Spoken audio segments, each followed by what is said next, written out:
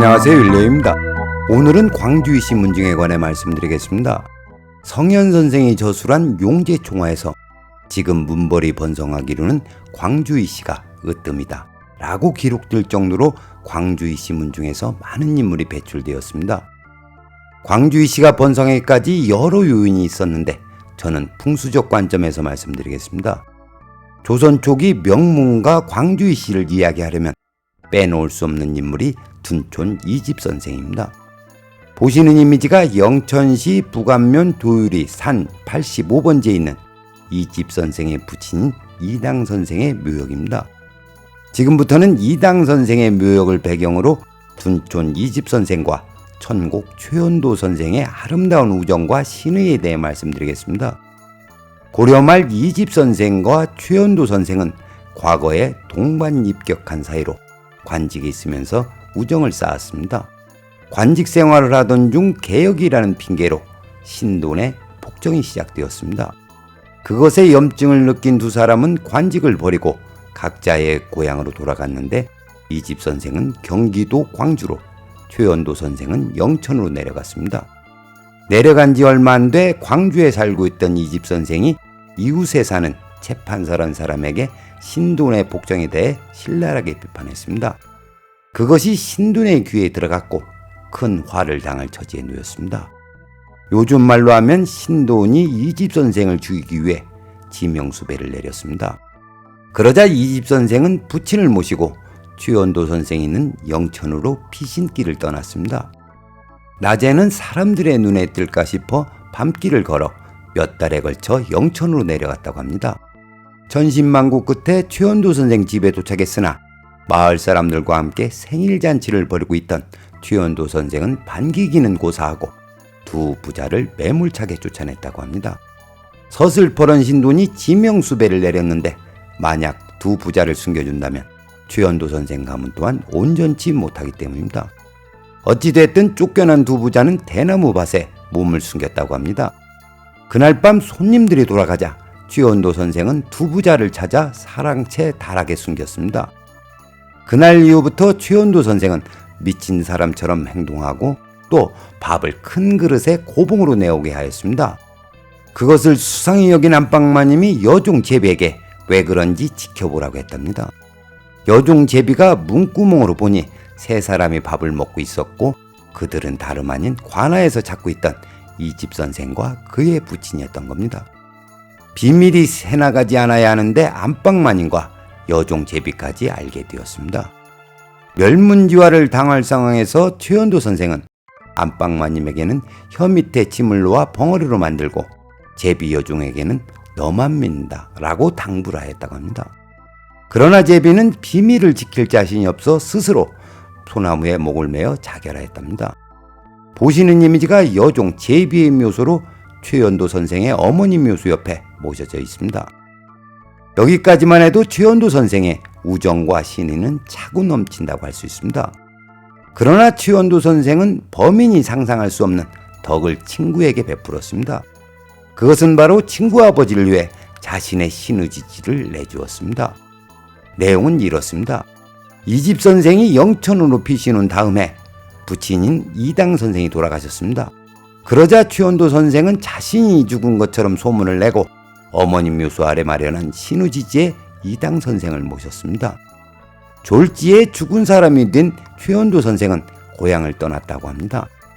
참으로 아름다운 우정입니다. 그렇게 해서 광주이시 중시조인 이당 선생의 묘소를 영천에 조성하게 되었습니다. 보시는 이미지가 이당 선생의 묘소로 적확하게 점열이 이루어진 명당입니다. 과연 조선 8대 명당이란 말이 허언이 아닙니다. 인기자선 후 달려온 생기가 최연도 선생 어머니 묘소와 여종 제비 묘소 사이로 내려와 진열을 생성하였습니다. 봉분에 올라갈 수 없는 관계로 안산방향에 작용하는 삭격과 수기만을 확인하였습니다. 130도 손방과 170도, 190도 이방에 있는 수기가 삭격의 기운을 동하고 있습니다. 양수누명에 따라 진생 용띠, 사생 뱀띠, 오생 말띠가 생기의 영향을 받습니다. 보시는 이미지가 170도 방향에 있는 수기로 합수 형태를 띠고 있습니다. 그리고 둔촌 이집 선생에게는 세 아들이 있는데 그중 갑오생인 이지직 선생에게 이방에서 작용하는 삭격과 수기가 많은 영향을 미쳤다고 판단합니다. 또한 광주시 문중에서 조선시대 정승 5명, 대제약 2명, 청백리 5명, 공신 11명을 배출할 수 있었던 풍수적 단초는 이당 선생의 묘수에서 시작되었다고 판단합니다. 그리고 생원, 진사, 잡과를 포함해 700여 명의 과거 급제자를 배출했다고 하니 광주시 문중이 얼마나 번성했는지를 미루어 짐작할 수 있습니다. 다시 본론으로 돌아와 이집 선생은 권력의 정점에 있던 신돈이 참살되자 고향으로 돌아올 수 있었습니다. 제가 이 영상을 준비하면서 이집 선생도 대단하지만 친구를 위해 자신의 시누지지, 그것도 명당 자리를 내준 최연도 선생의 우정은 존경스러울 뿐이었습니다. 그런데 이 대목에서 한 가지 짚고 넘어갈 것이 있습니다. 이당 선생을 명당에 모셨기 때문에 광주시 문중이 크게 번성했다는 것이 풍수적 중론입니다. 그렇다면 이당 선생을 이 자리에 모시지 않았다면 가문이 번성하지 않았을까요? 제가 이런 질문하는 이유는 광주시 문중이 번성했던 원인을 오로지 명당 자리에서 찾아서는 안 되기 때문입니다.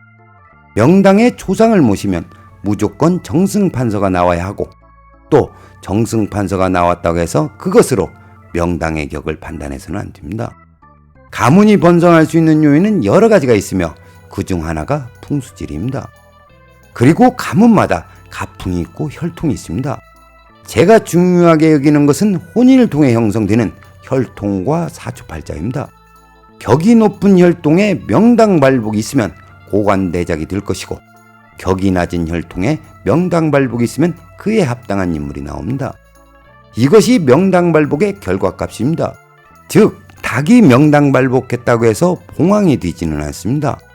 풍수지리는 환경이요 삶의 윤활유입니다. 다음으로 보시는 이미지가 하남시 덕풍동 산 24-1번지에 있는 이당 선생의 부인인 인화의 시 묘소로 답사하는 날 묘역 삭초 작업을 하고 있었습니다. 일하시는 분들께 잠깐 양해를 구하고 둘러보았습니다. 인화의 시 묘소는 아쉬움이 많은 자리입니다.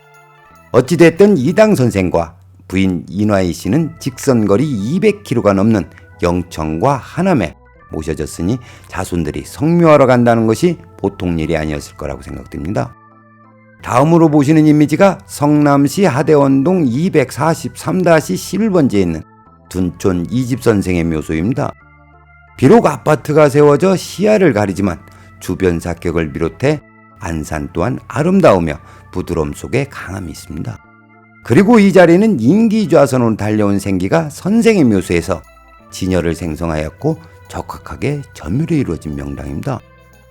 다음으로 보시는 이미지는 성남시 하대원동 187-2번지에 있는 이집 선생의 큰아들인 이지직 선생의 묘소입니다.